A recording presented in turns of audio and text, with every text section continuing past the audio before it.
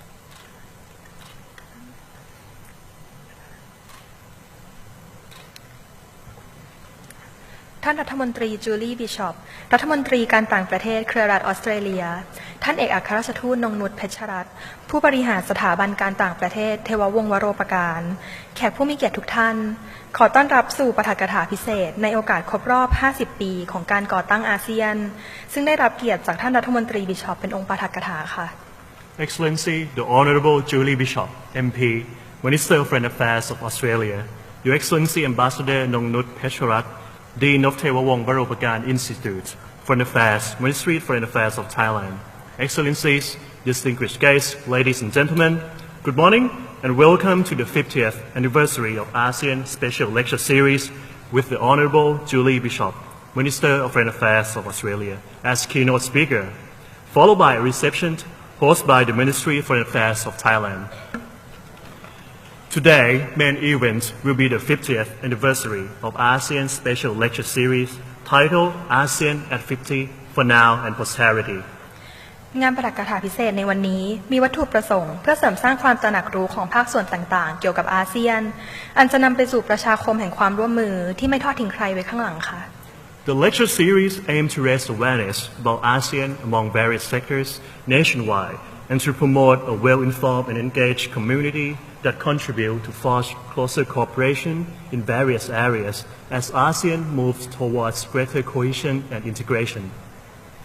Next, the ASEAN anthem will be played, and afterwards, we will show you a short video reflecting ASEAN journey from day one and looking ahead into the future. ขอเชิญแขกผู้มีเกียรติทุกท่านลุกขึ้นยืนสำหรับเพลงประจำอาเซียน The ASEAN Way ค่ะ And now to begin the program, ladies and gentlemen, please rise for the ASEAN anthem, The ASEAN Way.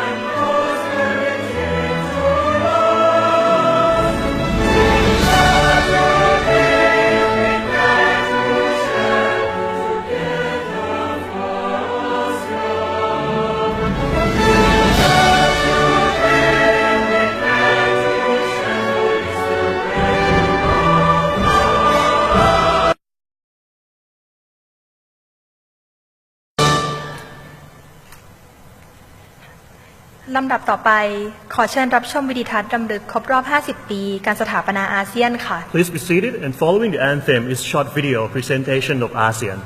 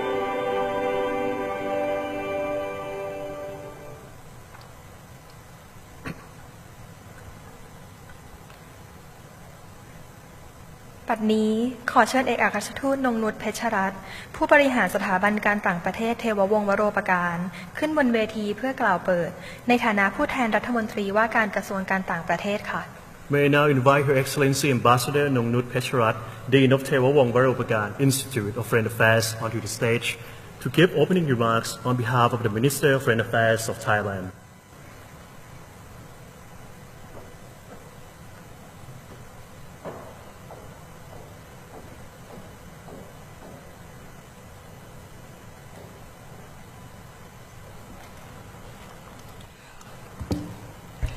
The Honourable Julie Bishop, Minister for Foreign Affairs of Australia, distinguished guests, ladies and gentlemen.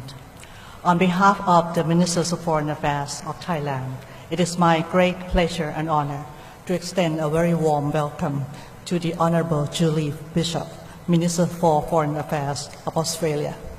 It is also a great honour that today the Honourable Bishop will deliver a keynote speech at the 50th anniversary of ASEAN Special Lecture Series, hosted by Tewawong Varopagan Institute of Foreign Affairs and the Department of ASEAN Affairs. Her visit to Thailand this week comes at the opportune time when the two countries celebrate the 65th anniversary of Australian-Thai diplomatic relations. Throughout 65 years, our bilateral ties are deep, close, cordial, and will cover a wide range of cooperative areas, whether they be trade and economic, business, society, education, development, people-to-people exchanges, as well as regional security. The signing of the agreement between Thailand and Australia relating to air services this morning is another step forward of our strong relations. Ladies and gentlemen, one of the most important regional architecture in this region was put in place in 1967 with the signing of the Bangkok Declaration at Saranrom Palace. Until today, the declaration continues to serve as a firm foundation for ASEAN regionalism and ASEAN-led interaction amongst regional powers and players in promoting peace, progress, and prosperity within the region. 2017 is therefore a special year when we celebrate ASEAN's 50th anniversary, as well as the 43 years of meaningful cooperation with Australia. ASEAN and Australia have reached many milestones together since 1974, when Australia became ASEAN's first dialogue partner. We had our first summit in Hanoi in the year 2010. We both are planning to convene the next summit in Australia in the year 2018. Throughout the course of our 4 decades, ASEAN-Australia relations have graduated to that of strategic partnership, while ASEAN has grown to encompass all 10 countries in Southeast Asia. Against the backdrop of shifting geopolitical power balances and regional challenges, ASEAN's centrality has proven instrumental in being the linchpin of constructive multilateral engagements within Southeast Asian region. This is evident not only in the conduct of relations with our dialogue partners, but also the interactions of other regional and global powers in the region. ASEAN-led and rules-based interaction amongst nations in this context is vital to the maintenance of regional peace and stability in the region. By acceding to the Treaty of Amity and Cooperation in Southeast Asia, participating in the ASEAN Regional Forum and the Post-Ministerial Conference, Australia continues to be a vital partner of ASEAN in promoting friendship and cooperation, the principles of sovereignty and equality, as well as consensus and unity in diversity. We are also appreciative of Australia's leading role in promoting cooperation in response to non-traditional challenges, including counterterrorism and transnational crime within various regional frameworks. Ladies and gentlemen, the advent of the ASEAN Economic Community in the year 2015 heralds great promises. By 2020, ASEAN as a bloc is expected to churn out a combined GDP of $4.7 trillion. The ASEAN economy is poised to make up the fourth largest economy in the world by the year 2030. With more than 600 million population, ASEAN has become the third largest labor force in the world, only behind China and India. But we cannot rest on our laurels. We now set our sight higher economically to encompass the entire Asia-Pacific region through joining forces with Australia, New Zealand, India, China, Japan, and South Korea in creating an integrated market under the Regional Comprehensive Economic Partnership. Through RCEP, we will have almost 40% of the global GDP within our grasp, with the market size of more than 3.4 billion people. RCEP will be a major cornerstone by which our posterity interact with one another through trade and investment. In this regard, Australia, through a myriad of cooperative activities, including the Australian ASEAN Emerging Leaders Program, we can play a constructive role in furthering new business opportunities within the region through supporting social enterprises and young entrepreneurs. Australia's commitment to the New Colombo Plan also serves to drive regional integration forward. Cooperation in education, science and innovation, as well as people-to-people exchanges is one that resonates well with both Thailand and ASEAN.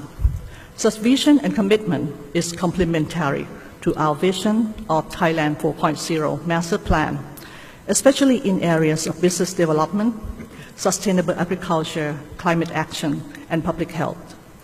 This is echoed in the proposal of His Excellency General Prayut Chan-o-cha, Prime Minister of Thailand, to host a workshop amongst entrepreneurs and SMEs in technology and innovation between ASEAN and Australia. The sharing of best practices in providing students with practical skills in STEM education will prove a win-win solution in fostering regional economic growth. Today's inaugural 50th anniversary for ASEAN special lecture series entitled ASEAN as 50 for Now and Posterity cannot be more timely as the world embarks on a collective journey towards global sustainability in the forms of Sustainable Development Goals.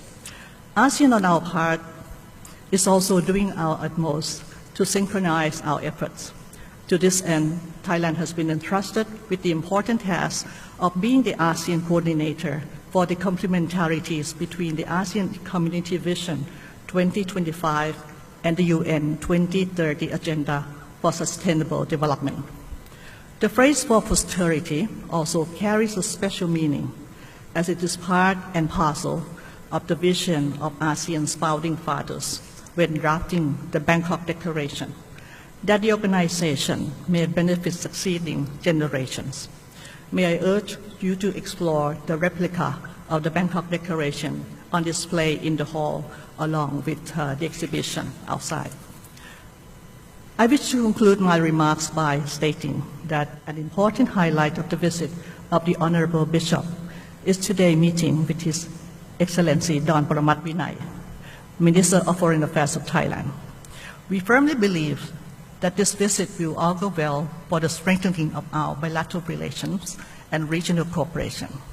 Australia has proven time and time again throughout our decades-long relations to be an important regional ally.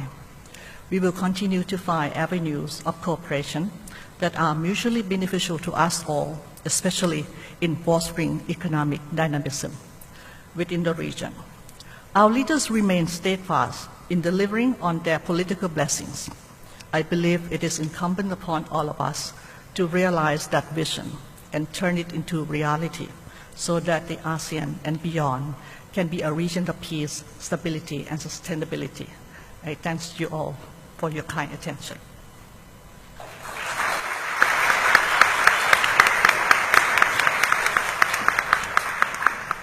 ขอบพระคุณท่านเอกอัครราชทูตค่ะ กิจกรรมวันนี้เป็นหนึ่งในการทูตสาธารณะเพื่อส่งเสริมความตระหนักรู้เกี่ยวกับอาเซียนกรมอาเซียนกระทรวงการต่างประเทศจึงได้เปิดตัวโครงการปาฐกถาพิเศษในโอกาสครบรอบ 50 ปีของการสถาปนาอาเซียนในหัวข้อ ASEAN at 50 ก้าวแรกที่ไทยก้าวต่อไปเพื่อลูกหลานเมื่อเดือนมกราคมที่ผ่านมาโดยได้รับเกียรติจากดร.สุรินทร์ พิษสุวรรณอดีตเลขาธิการอาเซียนและอดีตรัฐมนตรีว่าการกระทรวงการต่างประเทศเป็นผู้กล่าวปาฐกถาพิเศษค่ะ Thank you very much, Your Excellency. Your Excellencies, distinguished guests, ladies and gentlemen, as part of our public diplomacy, Department of ASEAN Affairs, Ministry of Foreign Affairs of Thailand launched the 50th anniversary of ASEAN Lecture Series titled ASEAN at 50 for Now and Posterity on January 2017 with His Excellency Dr. Surin Pissuwan, former Secretary General of ASEAN and Minister of Foreign Affairs of Thailand as keynote speaker, followed by another lecture also by Dr. Surin titled Challenges for ASEAN in the Changing Regional and Global Landscape in May 2017 in Tokyo.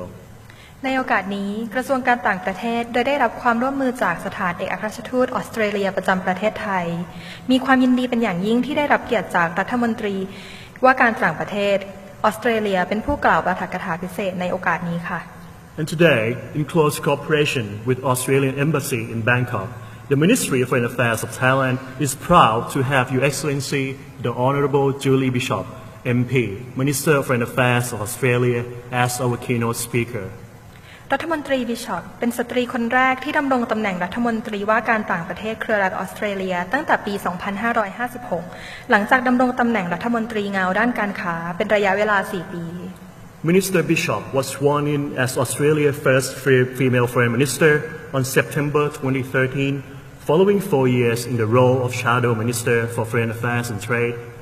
ระหว่างการดำรงตำแหน่งรัฐมนตรีบิชอปได้กำกับดูแลการขยายตัวทางการทูตออสเตรเลียครั้งใหญ่ที่สุดในรอบ 40 ปี โดยริเริ่มแผนการโคลัมโบฉบับใหม่และมีโครงการ Innovation Exchange เพื่อหาแนวทางแก้ปัญหาเพื่อการพัฒนาอย่างยั่งยืน Minister Bishop has also overseen the single largest expansion of Australia's overseas diplomatic presence in 40 years, introduced the new Colombo Plan to support Australian undergraduate students to study and undertake internships in the Indo-Pacific region, and established the Innovation Exchange within the Department of Foreign Affairs and Trade to develop creative solutions to long-standing development challenges.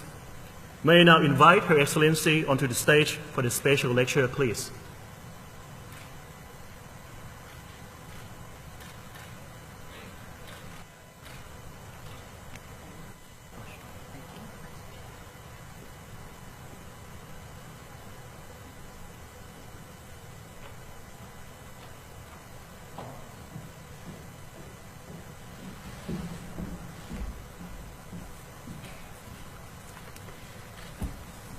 Thank you, Ambassador Nungnut, for your kind words, and thank you for the introduction, honoured guests. Ladies and gentlemen, it's a great pleasure to be back in Bangkok, my second visit as Foreign Minister, although I have been here as a tourist on many occasions over many decades.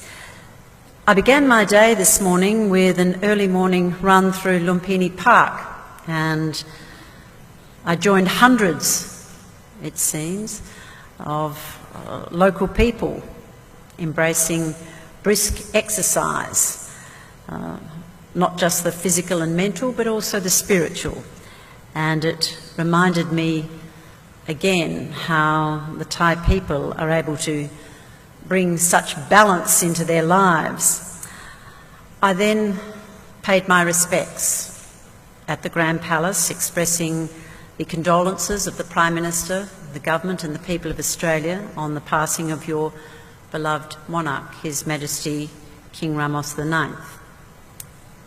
I have now just completed a very productive and comprehensive meeting with Minister Don, and now it is indeed a great pleasure to be here at the Ministry of Foreign Affairs on this significant anniversary. 51 years ago, here in Bangkok, Thailand played a leading role in helping to resolve what was then a significant regional conflict, Konfrontasi. The Indonesian Foreign Minister, the Malaysian Deputy Prime Minister met with Thai Foreign Minister Tanat Korman, and they came up with a way to manage the regional tensions that gave rise to that conflict. That idea was for an association of Southeast Asian nations, a regional community of countries that shared geography and history, and a desire to see a more unified and therefore influential Southeast Asia. As Foreign Minister Tanat put it at that time, quote, "The nations out here in Southeast Asia are small. If they can learn and find ways and means to band together and cooperate with one another, they may eventually be able to shape and implement a positive and concerted policy without being squeezed or crushed by the weight and pressure of larger countries." Bringing together 5 countries, its key goals were ambitious: to accelerate economic growth, social progress and cultural development, to promote regional peace and stability, to promote Southeast Asian studies, to promote collaboration, mutual assistance and trade.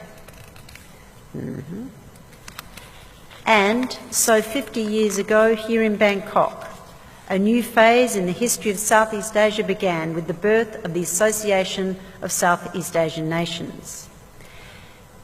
ASEAN's creation in Bangkok testifies to Thailand's leadership role and its influence over security and development issues in Southeast Asia. When the Bangkok Declaration was signed at Saranrom Palace, the former headquarters of Thailand's Ministry of Foreign Affairs, on the 8th of August 1967, Australia saw the huge potential of ASEAN. Australia's then Foreign Minister, Sir Paul Hasluck, welcomed the formation of ASEAN the very next day, on the 9th of August, noting Australia enjoyed close and friendly relations with all of its members and gave our support for its objectives. 7 years later, Australia became ASEAN's first dialogue partner. Our formal and informal links have grown and deepened ever since. The ASEAN-Australia-New Zealand Free Trade Agreement, which entered into force in January of 2010, remains ASEAN's most comprehensive free trade agreement. Australia and ASEAN recognised our strong and long-standing ties by declaring ours a strategic partnership in 2014 and by agreeing to hold biennial leaders' summits, the first of which was held last year. 50 years on, Australia's support for the objectives of the 1967 ASEAN Declaration remain, and our partnership with the ASEAN has become a decisive element of our foreign policy. Economic growth, social progress and cultural development in this part of the world have been truly transformational. I note that Thailand was instrumental in the inclusion of Cambodia, Myanmar and Laos PDR into ASEAN in the late 1990s and advocated for the expansion of ASEAN more generally. Now comprising 10 nations, ASEAN makes up the 3rd largest population in the world with a combined GDP of more than $2.5 trillion.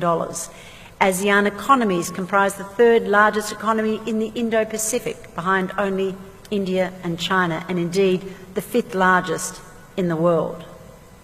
ASEAN's digital economy is projected to grow by 500% and be worth more than $200 billion by 2025 on the back of nearly 750 million mobile connections.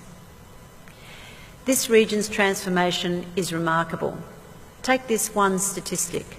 Extreme poverty in East Asia and the Pacific reduced from 58% in 1990 to 4% in 2015. Australia's strong ties with ASEAN are based on a clear-eyed assessment of our shared interests and values. Australia and ASEAN are both clear beneficiaries of the international rules-based order that has underpinned our growth and prosperity. That order and the open economic architecture that ASEAN and its partners have developed has allowed Australian and ASEAN economic engagement to flourish. ASEAN is our 3rd largest trading partner. The economies of ASEAN and Australia complement each other and have brought new levels of prosperity to our peoples. We benefit from ASEAN's economic vibrancy and we support ASEAN integration, which makes the economies of Southeast Asia more open and easier to navigate for Australian businesses. As part of Australia's $730 million development program to the countries of ASEAN, Australia supports ASEAN economic integration through the flagship ASEAN-Australia Development Cooperation Program 2, $57 million over 5 years. This program is the latest iteration of economic cooperation with ASEAN that started in the 1970s, shortly after Australia became ASEAN's first dialogue partner. At a recent review with our ASEAN ambassador, ASEAN described this program as changing the landscape and leading the way partners work with ASEAN. It is supporting ASEAN's connectivity agenda and narrowing the development gap between the ASEAN economies. We also cooperate in counter-terrorism, cybersecurity, maritime cooperation, immigration and border control, anti-human trafficking, law enforcement, education and disaster management. The $50 million Australia-Asia program to combat trafficking in persons demonstrates Australia's commitment to helping ASEAN address shared challenges.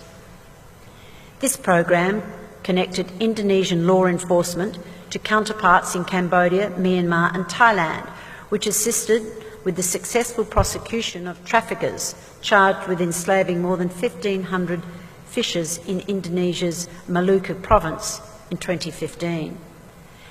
However, perhaps the most important factor binding Australia and ASEAN are our extensive personal ties forged through education, our diasporas and our communities.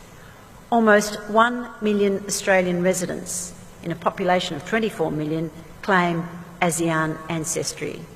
Our forebears would be pleased by the progress we've made under the framework they established and at the depth of the ties between Southeast Asia and Australia. At the same time, our region faces challenges. We are witnessing an historic shift of power to and within the Indo-Pacific region. Rising tensions in the South China Sea are a challenge to regional stability. The pursuit of national interests is testing the norms and rules which have served our region for so long and which are the basis of our security and prosperity. North Korea continues to defy the United Nations Security Council with its illegal missile and nuclear weapons programs. There is a compelling need to defend the rules-based order in the region. We need resilient and clear processes to manage conflict and the maintenance of the norms that apply equally to all states, large and small. ASEAN established the East Asia Summit as the preeminent leader-level forum for the discussion of strategic issues affecting the region. Australia strongly supports the East Asia Summit. Australia is mindful of the profound nature of the shifts through which we are living. This is why I've commissioned a foreign policy white paper to be delivered this year to help Australia establish a strategic framework for the years ahead. The issues we will address include economic, industrial and social disruption driven by unprecedented innovation, technological change and changing demographics, weak global growth, the scourge of global and regional terrorism inspired by violent extremism, climate change and substantial development issues including a major infrastructure backlog and lagging progress on gender outcomes. That said, our region faces these challenges from a position of strength that must give rise to optimism. ASEAN and its partners have achieved much in 50 years. Our shared history gives me confidence that we can rise to meet the challenges of the future and take advantage of the opportunities. Prime Minister Turnbull will deepen our engagement next year by hosting the ASEAN-Australia Special Summit of Leaders, and we look forward to welcoming all leaders of ASEAN for this important event in Sydney in March. The ASEAN Special Summit is an unprecedented opportunity to further strengthen Australia's strategic partnership with ASEAN, delivering tangible economic, political and security benefits. Closer integration around the region is not the perhaps radical and untested proposal that it was back in 1967. Today, the benefits are clear. Thailand's ambition for regional integration through its support for the establishment of the ASEAN Free Trade Area and a program for comprehensive tariff reduction saw the creation of a common market for Southeast Asia. Australia remains a strong supporter of the ASEAN economic community. Since 1967, we've worked hard to build cross-regional understanding and collaboration, particularly through education. Nearly 100,000 students from ASEAN countries studied in Australia last year in 2016. We're immensely proud that so many ASEAN alumni have gone on to substantial careers over many decades. For example, Thailand's Minister of Digital Economy and Society, Dr. Pishet, studied at the University of New South Wales and was awarded the 2017 Australian Alumni of the Year. Since becoming Foreign Minister, I've placed a particular focus on education by establishing the new Colombo Plan, a reversal of the original Colombo Plan, a government program that provides Australian undergraduates with support to live, study and undertake internships in one of 40 nations in our region. I was pleased that Deputy Prime Minister and former Foreign Minister General Thanasak was able to join me for the launch of the new Colombo Plan in Thailand in May 2015. In only 4 years, nearly 8,000 of our 18,000 new Colombo Plan students have undertaken programs in ASEAN countries. They've reached every ASEAN nation. Thailand has proved particularly popular. By the end of this year, more than 900 of our new Colombo Plan students will have come here in search of new skills, ideas, perspectives and inspiration. In 2017, over 3,000, in fact 3,138 Australian undergraduates are being supported to undertake study and work-based learning across ASEAN nations. I'm particularly excited to announce today that in 2018 this number will nearly double. Next year, the new Colombo Plan will support nearly 6,000 Australian undergraduates to study and become interns in the public and private sectors of ASEAN countries. Another exciting area of collaboration between ASEAN and Australia, and a key focus for Thailand, is in innovation. Linked by the internet, there's extraordinary potential for far-reaching changes in the way people live and work and communicate. The private sector is a major driver of that change, and I've been particularly keen in government to bring the spirit of innovation to Australia's almost $4 billion Overseas Development Assistance Program. I established the Innovation Exchange within the Department of Foreign Affairs and Trade as an incubator for new thinking, new technologies and approaches on overseas development assistance. 3 years on, the Innovation Exchange is driving new approaches in many areas. It's supporting, for example, faster, cheaper and easier movement of goods and people across the greater Mekong sub-region. A one-stop shop approach to border, customs and immigration has led to a 50% fall in passenger crossing times between Vietnam and Laos at that border.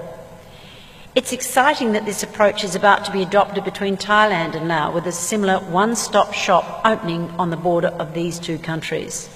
Similarly, in Vietnam, Australia is helping to develop innovative approaches to climate change adaptation to improve access to safe water and to make prawn production more sustainable, all through ideas generated in our Innovation Exchange. Ladies and gentlemen, 50 years on, the central and essential role of ASEAN is recognised and respected by the great powers of the world. In a period of opportunity and challenge, we'll need to strengthen that role and standing of ASEAN so as to advance peace, freedom and prosperity in the region and beyond. Much depends on the ability of like-minded nations working with ASEAN in supporting and defending the international rules-based order. When ASEAN speaks with one voice, its power and influence should never be underestimated. I look forward to Thailand's chairmanship of ASEAN in 2019 and working with all its members as we commence ASEAN's next 50 years. Thank you.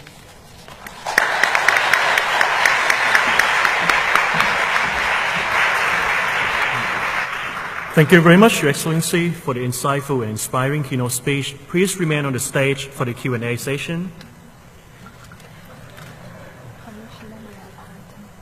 ลำดับต่อไปขอเรียนเชิญท่านบุษดีสันติพิทักษ์อธิบดีกรมสารนิเทศและเคยดำรงตำแหน่งเอกอัครราชทูตคณะผู้แทนถาวรไทยประจำอาเซียนดำเนินรายการถามตอบค่ะ For the Q&A session, may I invite Her Excellency Busadi Santipitak, Director General of Department of Information at the Ministry of Foreign Affairs of Thailand, former Ambassador and the Permanent Representative of Thailand to ASEAN, to the podium and kindly be our moderator.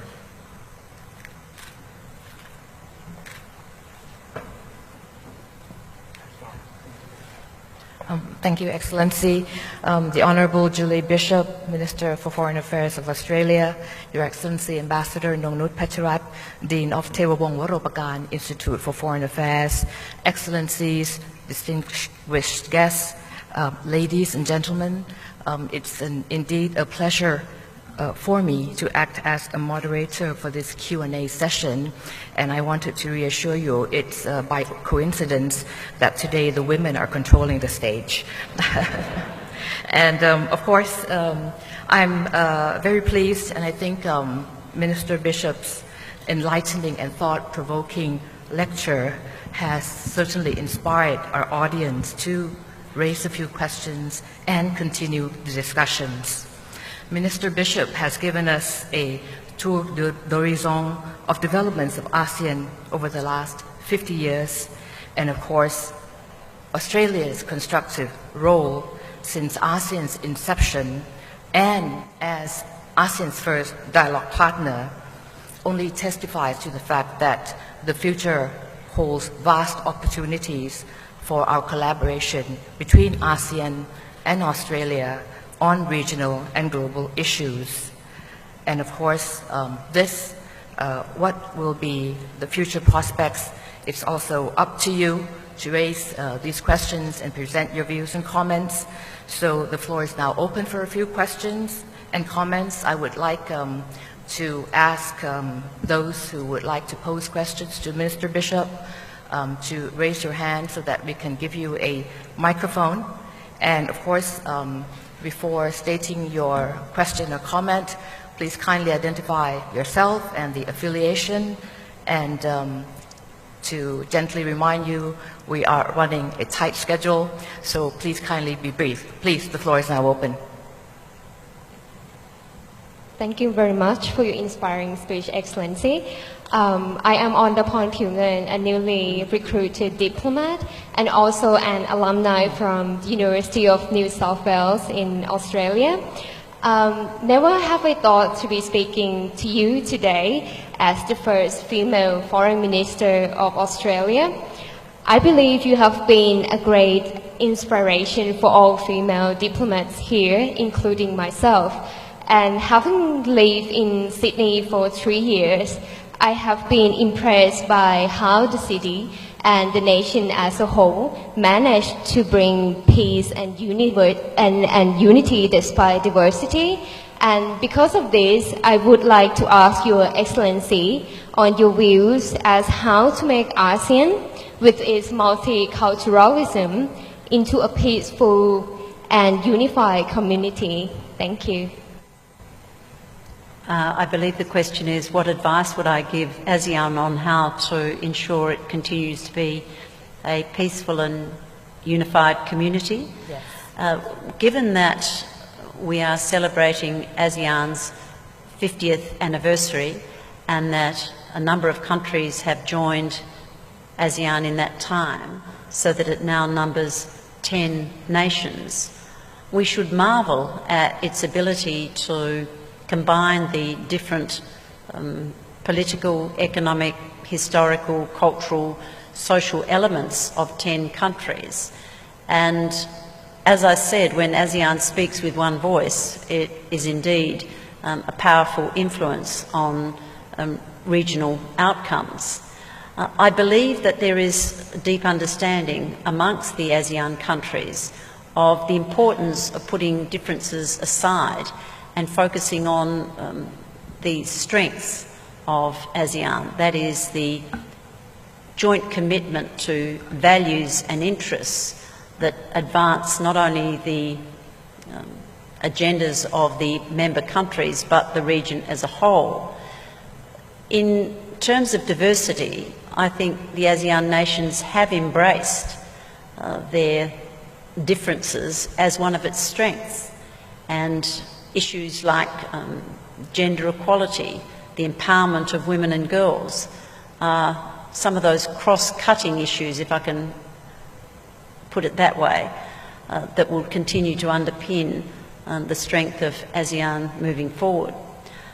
Australia doesn't seek to lecture other countries on what they should or should not do.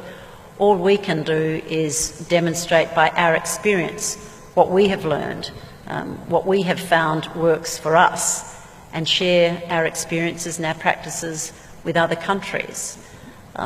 Australia is currently in its 26th consecutive year of economic growth.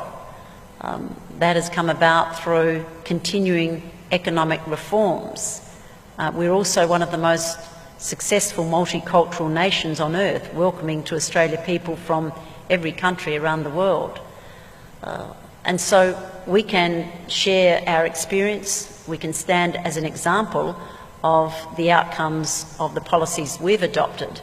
But I think that in looking at ASEAN's success, I believe that the countries have very much focused on the values and interests that will ensure ASEAN endures as a positive force for good in this region. Thank you. Next question, please. Please, Ambassador Somkiat. There's one down there. I can see him.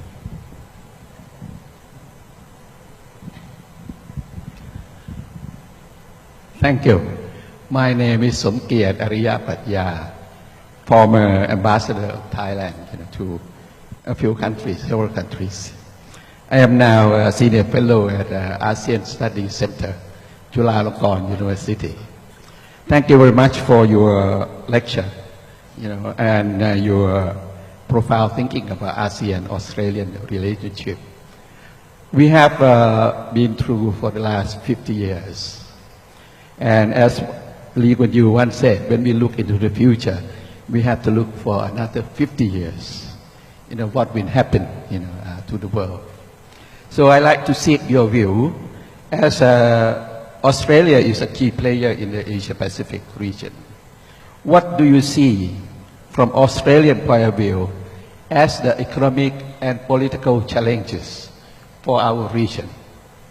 Perhaps in the next 5 years, 10 years, 50 years, if you can. Thank you. Please. As I mentioned in my speech, Australia is currently developing a foreign policy white paper to put in place a framework to guide our foreign policy and our responses and our initiatives over the next decade. And I can tell you one of the challenges is trying to imagine what the next decade will look like. It's impossible to predict the future, but what we can do is put in place policies that reflect our values and interests and priorities at this time that we hope will stand us in good stead. And I would suggest that that's an approach that ASEAN would take to look at, say, the next decade, and each decade look at the next decade. What are the values and interests and priorities collectively for the ASEAN countries? The kind of challenges that we face are becoming evident now and will no doubt increase if left unchecked in the years to come. I mentioned a number of them. In our region, we want to see continued economic growth, but with elements of protectionism and economic nationalism becoming evident in some countries. ASEAN and Australia must continue to advocate for free and open trade and the liberalised trading system that has seen so many countries lift people out of poverty and has driven economic growth. So we must be advocates and champions for free and open trade. On the political front, obviously, we want to see the will of the people reflected in the formation of governments. And there are many different political systems in our region, but we want to ensure that the people have their say as to who represents them and who makes decisions on their behalf. We also believe very much that the international rules-based order that has essentially been in place, instigated, promoted, defended and guaranteed by the United States since the Second World War, continues to be upheld because it provides the norms and the practices that guide the behaviour of states and, importantly, how states behave towards each other. And I believe that that international rules-based order is currently under pressure, and countries that have benefited from it should be the strongest voices in support of the international rules-based order. Issues like global terrorism require a global response, and in our region we are seeing elements of the Middle East conflicts emerging in our part of the world. This requires a united front from our region. In other areas of transnational crime, in people smuggling, human trafficking, modern slavery, all of these challenges, some old, some new, some evolving, must be met by a comprehensive and united response from like-minded countries in the region. That's why Australia is so keen to continue to work with the ASEAN countries on tackling a number of these issues. Specifically, North Korea presents a real and present threat to our region and beyond. It's not within the capacity of one country to resolve this. It will take a number of countries to work together to persuade North Korea to abandon its illegal ballistic missile and nuclear weapons programs. So I think the importance of ASEAN assumes even greater significance as we recognise that the challenges and the opportunities must be embraced by groups of like-minded countries, which is why we're so keen to continue to work with ASEAN, and I think it will be reflected in Australia's foreign policy white paper. Thank you very much. I'm sure that the key issues that you have mentioned will be the focus of the discussions in the forthcoming ministerial meetings of ASEAN this weekend in Manila.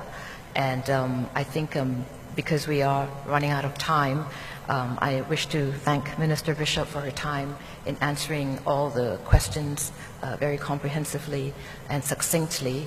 And thank you for your kind attention and for your cooperation in the Q&A session. Thank you.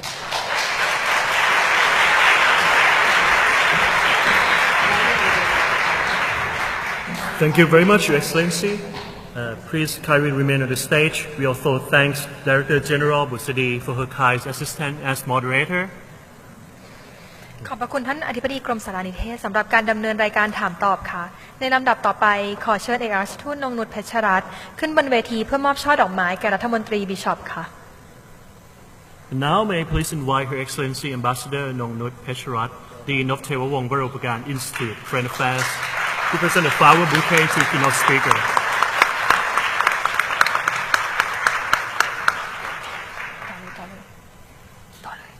Excellency, please kindly remain on the stage for a group photo session. And now to join Her Excellency Foreign Minister and Her Excellency Ambassador for a group photo opportunity, may we also invite onto the stage Your Excellency Tet Bunnak, former Minister Foreign Affairs of Thailand. Your Excellency Sawanit Kongsarit, former Deputy Minister of Foreign Affairs of Thailand. Your Excellency Chaisiri Anaman, Advisor to the Minister of Foreign Affairs of Thailand. Your Excellency Mr. Paul Lobiliet, Australian Ambassador to the Kingdom of Thailand.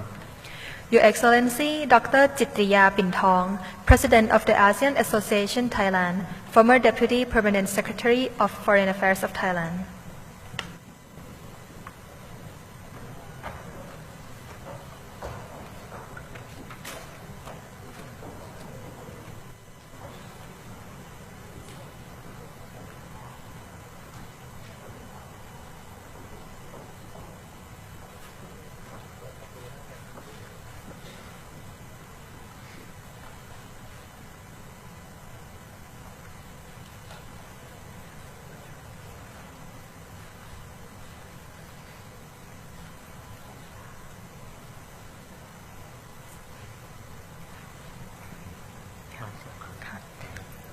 ในโอกาสนี้ขอขอบพระคุณแขกผู้มีเกียรติทุกท่านที่เข้าร่วมงานปาฐกถาพิเศษในวันนี้เพื่อเฉลิมฉลองในโอกาสครบรอบ 50 ปีของการสถาปนาอาเซียนค่ะ Thank you very much, Your Excellency and distinguished guests, for joining us here today.